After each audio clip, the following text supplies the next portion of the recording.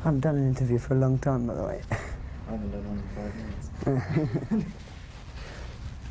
Okay. I remember reading, like, way back at the beginning, when Queen first started, that personalities aside, the one person in the band who you would call a definitive rock and roller, or was into it the most, was you. Which gets us into the area of image and a performer's image to the public or into media or whatnot. Do you think that can be a problem? In fact, in that people expect you to act a certain way when in fact you may not want to act that way. You mean we don't break up enough hotel rooms? Well, yeah, that or it's like everybody expects Freddie to be really flamboyant and all, and he maintains that that's the way he is naturally, and it isn't an image and it isn't built up. But anybody who goes on the stage is going to have a certain amount of yeah, I think you're in an exaggerated position to begin with. Absolutely, yeah. I don't know, I think it's probably a case of just projecting your natural personality, really. I think we do that. I think that comes over on stage. You just probably do exaggerate your own natural personality. But I think it's impossible to come across genuinely if you're trying to project something that you really aren't. I think I'd say Freddie is a naturally flamboyant person, yes. But that doesn't mean to say he's ultra loud all the time or ultra flash all the time, you know, when he's relaxing or anything. I mean, he probably, perhaps he is. I mean, for instance, John is fairly more reserved, I'd say. And I think he probably comes over that way on stage. I don't know. I know, I'm just as I am, really. Anyone doesn't smile. Yeah, I really think it's just an extension of our real personalities, really. You know, there's certainly no preconceived notions. Has he gone? Sorry, I can talk about him now. There are no real preconceived notions, you know, about how we define our image at all. But the rock and roller tag seems to have stayed with me a lot. I don't know why, I don't know. I've been in it for quite a while now, since I was very young. So I don't really know, you know. It's probably true. Rock and roll look. Possibly, yeah, yeah. You're, other than the sessions that you did with Ian Hunter last year, you're the only one that I know from the band who's really gone out to a certain extent and played or sang on other people's albums. And John was talking very much about how Queen is rather an insular unit, and that you don't get out to see many people, you don't get out to that's true. work on other albums. Do you think that can be a detriment? It can be both. I think it can be detrimental, yes, and it can be advantageous as well. Is that it's advantageous in the fact that you can get entirely your own thing going, and possibly without too many outside influences. So it's a difficult question. It goes both ways, really. But also, to be too insular is dangerous. Is that you're lacking any sort of inspiration from the outside, you know. You find it all coming from just amongst yourselves. So I don't know, we do try and get out to see people if we can. You know, I saw Linda Ronstadt when she was in London, and I was thinking about a few other people. The Fox album last summer. The Fox album? Yeah, I think it's called Tales of Illusion. Genesis, is that? No, Sorry. Fox. Oh, Fox, yeah. Sorry, yeah, I was on that, wasn't I? Yeah, I'd forgotten all about that. I'd forgotten all about it, actually, yeah. Yeah, I was on it, yeah. Oh, you know the track? Because Kenny Young he wrote Under the Boardwalk and a lot of old things. And he's a friend of mine in England. He's an American. I think he's a naturalised English person now. And he's a friend of mine. They just asked me to come along one afternoon, so I did. And ended up singing some of the highest notes I've ever sung, I think. Really? Yeah. Is it on stage, or even more so on record? To me, Queen's sound has always been distinctive for the harmonies. Would you agree, though, that they're more effective because you have such a hard, steady rhythm section underneath it, bedding it? Do you think they'd be as successful if it wasn't you and John playing? Hopefully. I think harmonies can be dangerous. They can get you into a rather middle-of-the-road type feel, and we try to avoid that. We try to be fairly extreme with the harmonies and not make them too cosy, you know, and too sort of bland and smooth. we're lucky with the combination of voices, I think, because the three of us who do most of the singing, have very different voices, but they do tend to blend quite well because of the differences. I mean, I've got a lot of edge in my voice and quite a lot of roughness and can go high. Brian has a good, soft, round voice, and Freddie has a very powerful voice with a good range at both ends. I'm not so good in the low range. He's very good in the low range. He's also good in the high range. And I think, I don't know, I mean, we use harmonies in very different ways, I think. For instance, on You Take My Breath Away, and that's mostly Freddie. And that's the beginning and end of that song, are real harmony showpieces, without any rhythm section at all. But then you say, Tie Your Mother Down, or something really hard, like Liar or something like that. We're using very hard, blasting harmonies, really, in sort of old English rock and roll sense.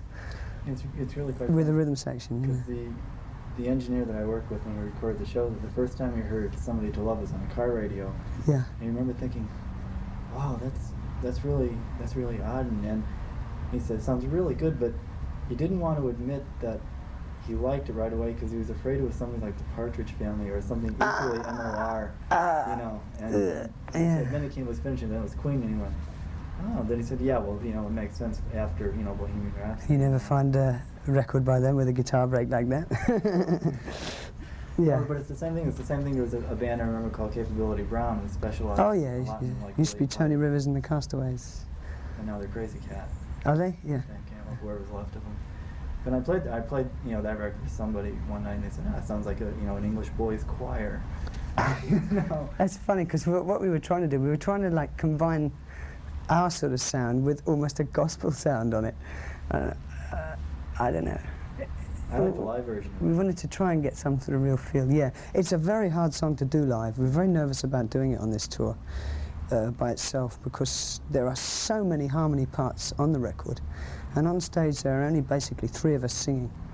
So it's not easy to get that whole feel, but it seems to come across very well. It goes down well, anyway.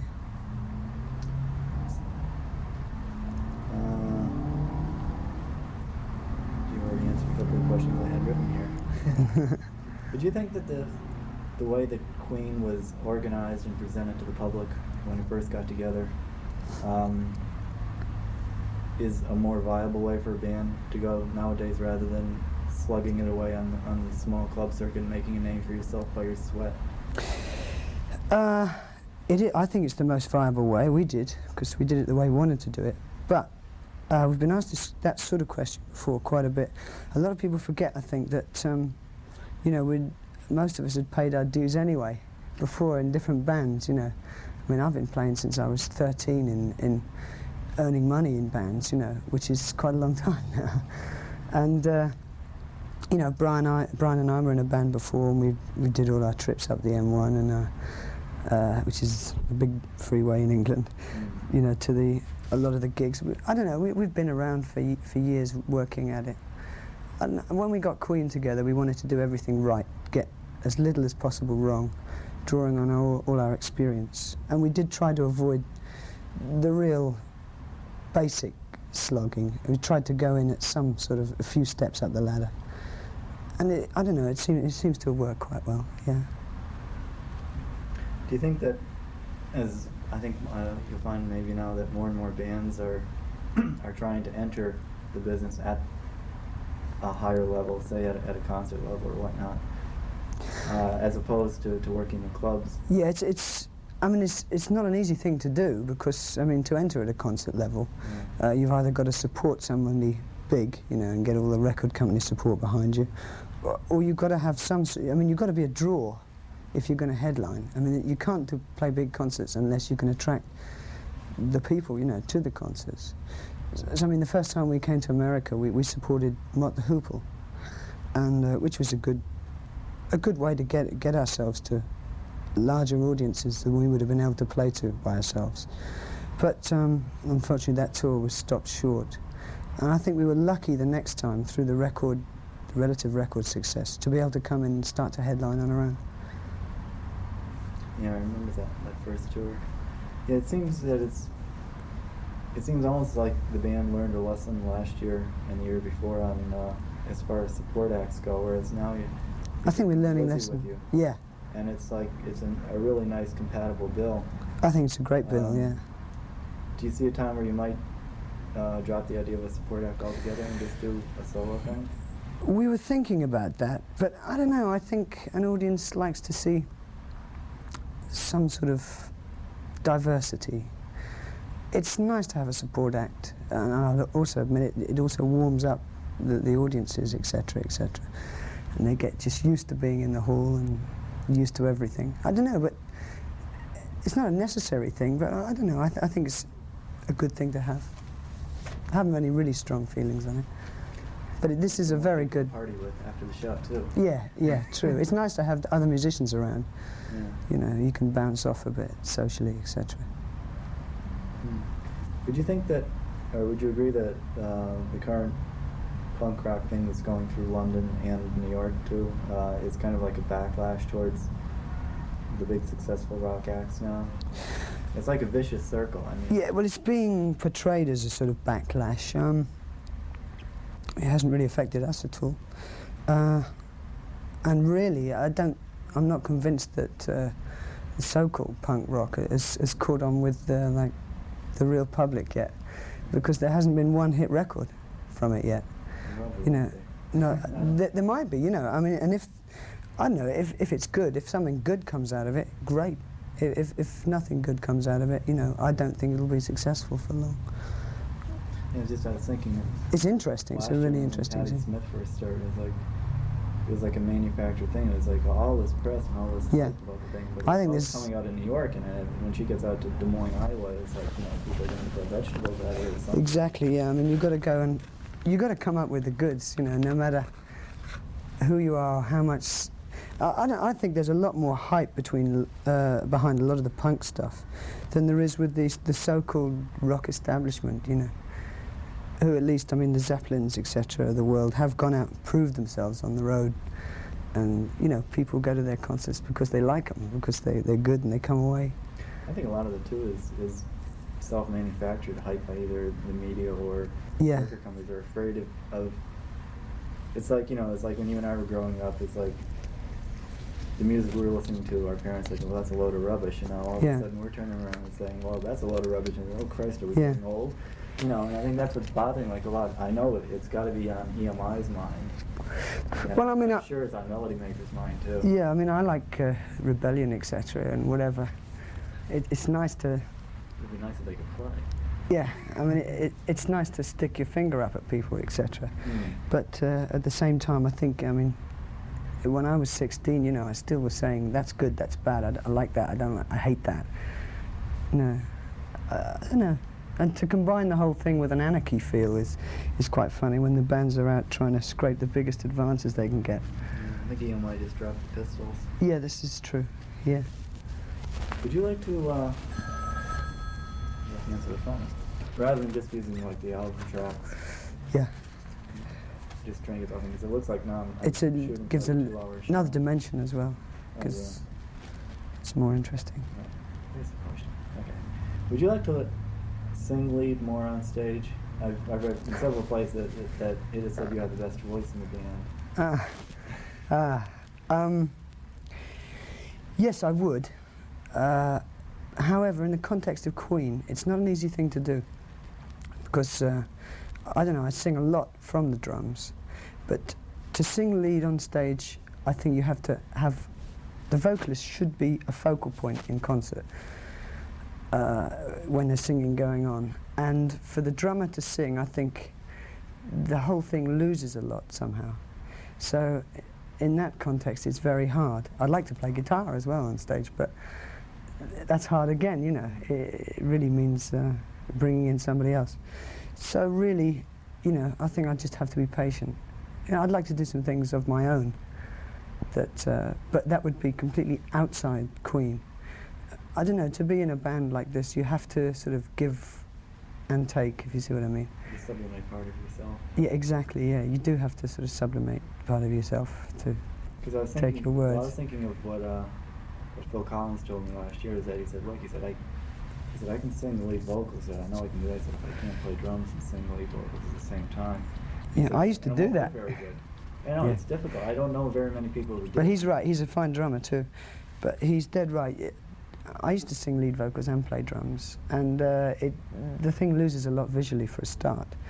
And it'll detract slightly from the drumming, it'll detract slightly from the singing as well. It's very hard to do both.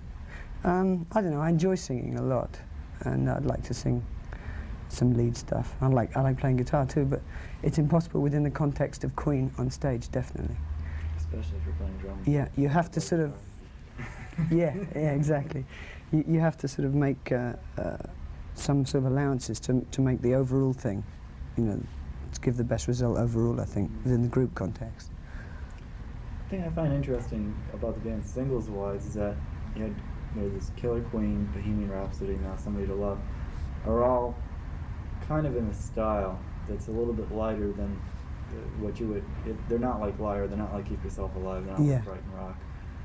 And I found it curious that that type of single seems to be the one that does better for you, as opposed to the harder rocking things. Because the people I know who got into Queen got into them because you were a damn fine rock and roll band. Yeah, that's how it happened in England, really, because the hard rock was the stuff that really caught on. I don't know, really, we never record singles as singles. What we do is basically we record a load of material for an album, and we just sort of come to a choice of single off that. So really, it's just a reflection of sort of one of our styles, I suppose, or a number of our styles, as to what tracks come out as the singles, you know, which are invariably really the better known tracks, I suppose, because the single is heard more, I suppose, overall than an album track. But they're certainly not pre-thought of as being, you know, let's record something lighter for a single, because we never know what the single's going to be. Yeah, because I was talking to Freddie about that. I said, because it struck me that he seems enamored of like a musical type approach almost. Yeah, he's got quite a few different sides, really. Yeah. You know, Whereas, you know, where Brian writes, the stuff Brian writes are a little more driving as a general rule. Yeah, but he writes some softies as well, you know, So Brian. you got a few things hanging about on the shelf yourself that you haven't gotten around to. What, me? Yeah. Yeah, I've got quite a few now that I'd like to record. You know, possibly some of them by myself, I don't know, you know. Depends what the band gets around to, really. Because we do take quite a long time in the recording studio. Hey, John said you're thinking of building your own studio? Maybe. Yeah, we're just buying a country place in England at the moment, which we're thinking of converting into a really good studio according to our needs, and sort of hiring it out as well, you know, when we're not using it. I think, you know, we're quite excited about that at the moment. It's a new thing for us. Yeah, it sounds to be a good idea. We have very strong ideas about recording equipment, etc., you know. So just pool all the knowledge. Why do you think it is that British bands seem to do better in America than American bands? First of all, Do they? you agree? I think they do. I don't know. And the ones that I mean, are successful are copying a British stance. I mean, I'm not really talking about the West Coast scene. yeah, well, I see what you mean. Yeah, West I mean, Coast is too technical. well, Aerosmith are very, you know. very good friends of ours, Yeah. and they're a very successful American band. But I suppose they're basically English influenced. Yeah, It's the same Yardbirds, Jeff Beck, etc. I don't know. Perhaps you are right. I never really thought about it. It just seems that it's like, it seems to me like over the years that the personalities in the bands that come from Britain are stronger individually. Then it's like you look at an American band and like, all right, maybe you take Aerosmith. Okay, all right, you know Steve's outstanding. Yeah, Personally wise. Same I with think Joe. Joe Perry's great. Actually, Yeah, he's good. but the rest of them, they're just kind of, it's almost neuter. I mean, you know, Joey's a really nice guy and all, but it's kind of a low profile thing, whereas... I don't know, there's a lot of American bands that seem to stand out. I mean, I suppose if you take really the West Coast thing is a completely American thing. Yeah, that's like almost a whole studio trip, too. Yes, I suppose so, yeah. I don't know, you know, different styles. I think America is one of our, relatively, we're not as well known here as we are in a lot of other countries, I think. But so I think we'd like to work over here quite a bit this year to really establish ourselves over here.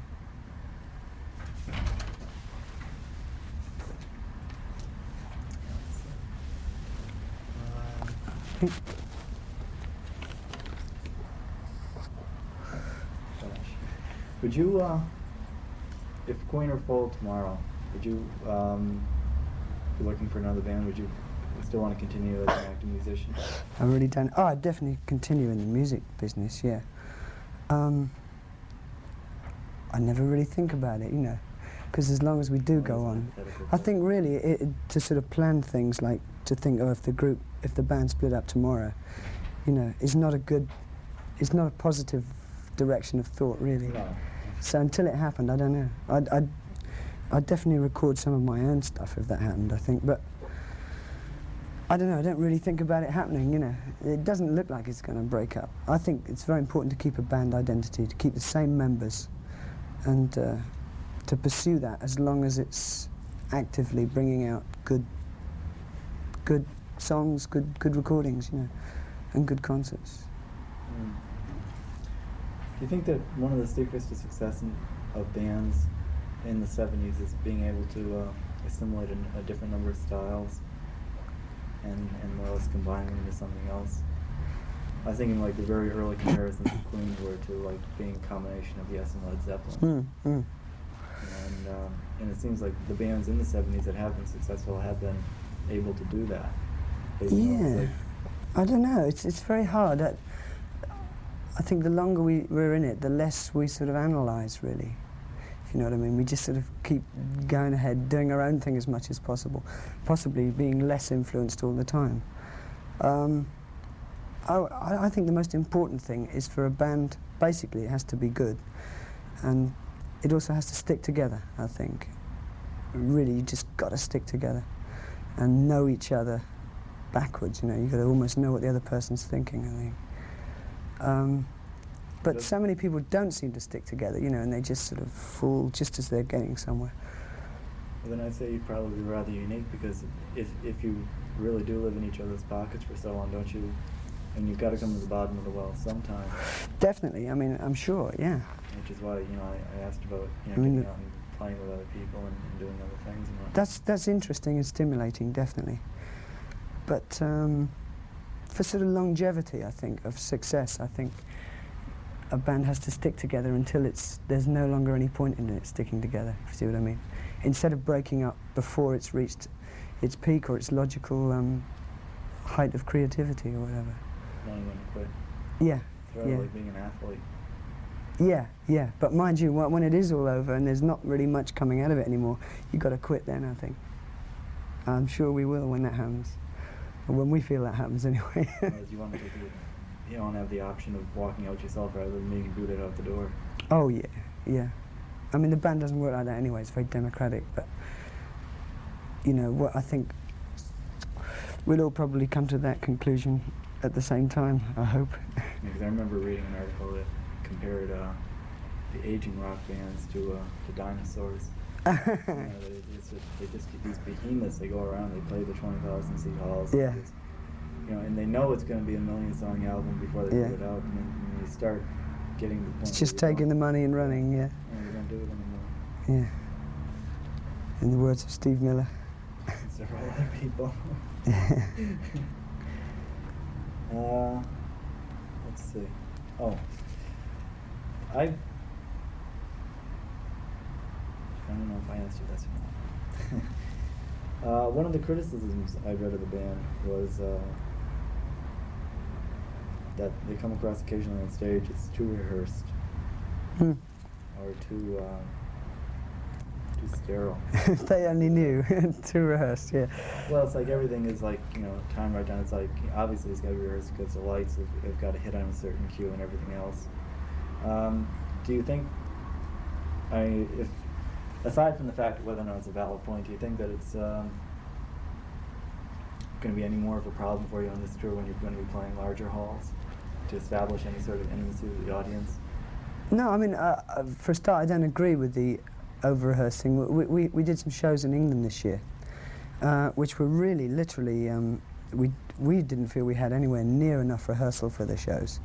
And we were working on that thing I was talking about before, like an almost sort of telepathic thing. And you try to get that going with the guy on the soundboard and the guy on the lights board as well. And the audiences were great. The shows were very successful. But some of the write-ups we had in the famed English press said things like, too slick, every Queen were too good, it went too well. So I really just don't understand that sort of criticism, because to us, I mean, the shows are different every night. There are definite spots where things are extended or things go very differently from night to night. And it's really, if people knew, it really is not over-rehearsed, and I don't think it's over-slick, But to present a show that comes over as being, I don't know, sort of polished, but I don't know, to present energy. There's got to be a certain amount of polish in it. And, it's all part of being professional, I think. Well, it's rock and roll growing up into a major entertainment. Yeah, really, yeah. Feeding off of other forms now. Yeah, and I mean, people say about sloppiness. I don't like sloppiness. I don't like to see sloppy musicians or even sloppy shows. They don't entertain me for very long. And I wouldn't make any excuses for presenting, apparently, a show that seems to run well. I'm not saying it will every night, because you don't know what's going to happen. Well, if it does run exactly the same every night, then it's time to get out. Yeah, really, yeah. Mm. I think I've reached the end of my list. Good. Is there anything else that you may want to add that I didn't go over? No, that's fine. Good. Thank you very much.